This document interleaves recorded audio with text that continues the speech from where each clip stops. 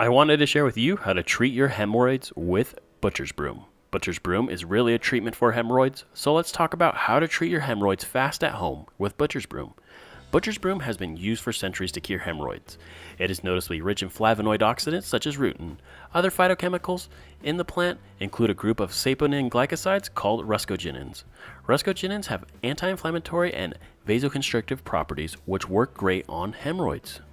Due to its anti-inflammatory properties, butcher's broom can prevent fluid retention, strengthen capillary walls, tighten veins, and enhance blood flow. All of these effects contribute to the shrinking of your hemorrhoids.